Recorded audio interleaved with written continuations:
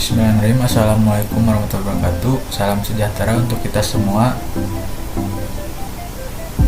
Di sini saya akan menjelaskan tentang ethical and sustainable researching.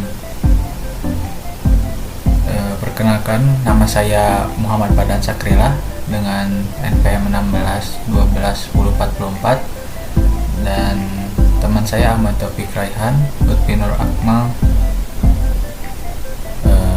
Kita lanjut dengan materi selanjutnya, yaitu ini adalah materi-materi yang akan dipaparkan. Yang pertama ada introduction atau pengenalan, kemudian ada pentingnya ethical and sustainable searching, kemudian ada implementing ethical dan sustainable searching strategies, ada benefit of ethical and sustainable searching, kemudian ada menjaga hubungan dengan pemasok, kemudian kesimpulan.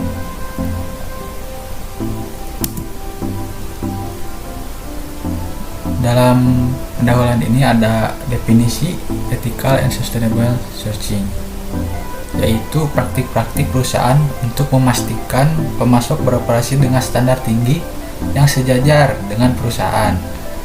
Ya, termasuk yaitu kayak mendaur ulang bahan dan meminimalisir biaya transportasi. Kemudian ada tujuan utama ethical and sustainable searching ini, yaitu meminimalkan dampak lingkungan melalui pengadaan yang beretika dan berkelanjutan. Sustainable and ethical searching ini dapat memberikan dampak positif bagi perusahaan, yaitu meningkatkan reputasi perusahaan, mengurangi jejak karbon dan mendukung keberlanjutan bumi ini atau planet ini dengan melindungi lingkungan, mematuhi standar etika, dan memimpin perubahan positif dalam industri. Kemudian ke pembahasan selanjutnya, yaitu pentingnya ethical and sustainable searching. Kenapa penting? Yaitu untuk memastikan pemasok beroperasi dengan standar tinggi yang mencakup daur ulang bahan dan biaya transportasi, menjaga lingkungan dan keberlanjutan. Kemudian ada benefit atau keuntungannya, yaitu meningkatkan reputasi perusahaan, mengurangi dampak lingkungan, meminimalkan resiko, dan membangun hubungan jangka panjang dengan pemasok. Evaluasi rutin dan perbandingan dengan praktis searching sukses dari perusahaan lain membantu perusahaan meminimalisir resiko dan untuk meningkatkan kualitas dan membangun reputasi yang positif. Untuk pembahasan selanjutnya, yaitu implementasi dari ethical and sustainable searching strategies. Yang pertama itu ada penerapannya, itu penetapan standar tinggi. Maksud dari ini penetapan standar tinggi yaitu menetapkan standar tinggi untuk pemasok yang mencakup etika, lingkungan, dan sosial. Kemudian yang kedua ada pelatihan dan komunikasi. Yang dimaksud melakukan pelatihan kepada pemasok dan komunikasi kebijakan etika serta keberlanjutan yang harus diikuti. Kemudian ada pengembangan metrik kinerja, yang mengembangkan metrik kinerja untuk mengukur keberhasilan upaya perusahaan dalam praktik pengadaan yang etis dan keberlanjutan. Kemudian ada pemantauan dan penyesuaian, memantau kinerja pemasok secara teratur, mengevaluasi hasil, dan menyesuaikan rencana kerja, prioritas, dan kebijakan agar sesuai dengan standar etika dan keberlanjutan.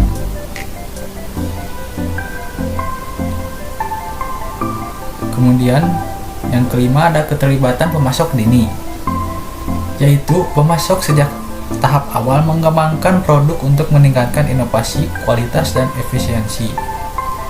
Yang keenam, penghargaan kinerja, yang memberikan penghargaan kepada pemasok yang memenuhi standar etika dan keberlanjutan untuk mendorong kinerja yang lebih baik ke depannya. Yang ketujuh ada benchmarking dan evaluasi.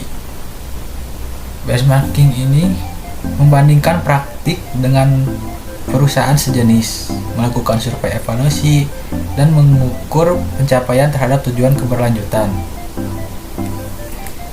Dengan langkah-langkah ini, perusahaan dapat memastikan bahwa praktik pengadaan mereka mendukung nilai-nilai etika, sosial, dan lingkungan, menciptakan rantai pasokan yang berkelanjutan dan bertanggung jawab.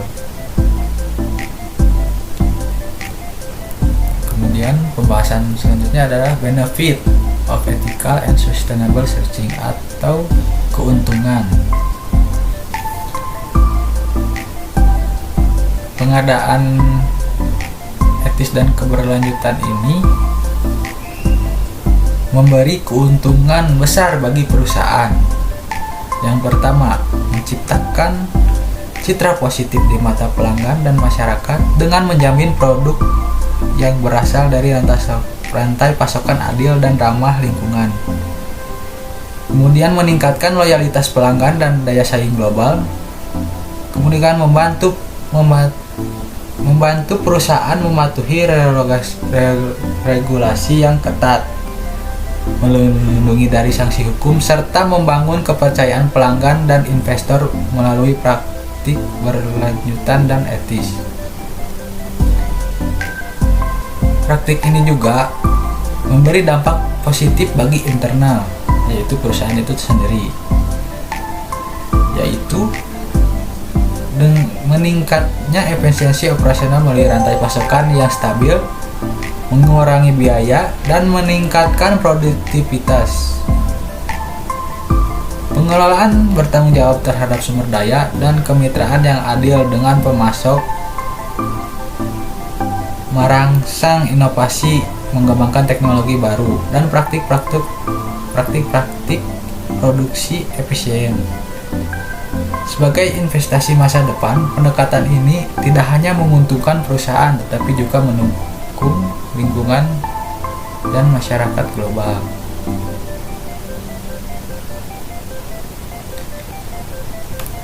Kemudian pembahasan selanjutnya itu menjaga hubungan dengan pemasok. Yang pertama itu adalah langkah-langkah penting untuk memastikan dukungan pemasok.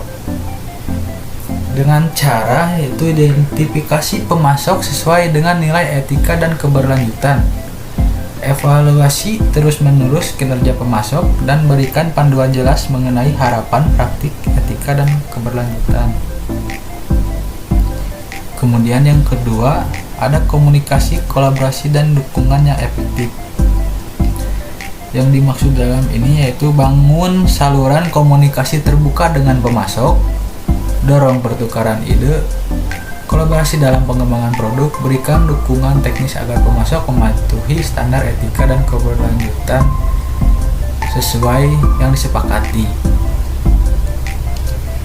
Kemudian yang ketiga, menawarkan insentif untuk kepatuhan terhadap praktik etis dan keberlanjutan, yang mana di sini diberikan insentif seperti kontrak jangka panjang atau penghargaan kepada pemasok yang mematuhi praktik etika dan keberlanjutan, yang akan mendorong pemasok untuk meningkatkan kualitas produk dan mendukung misi perusahaan tersebut.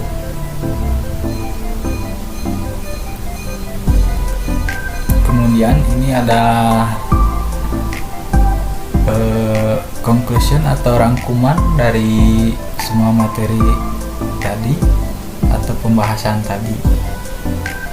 Dapat disimpulkan, pengadaan sumber daya yang etis dan berkelanjutan sangat penting bagi keberhasilan manajemen rantai pasokan, yang mana melibatkan pertimbangan faktor sosial dan lingkungan dalam keputusan pengadaan.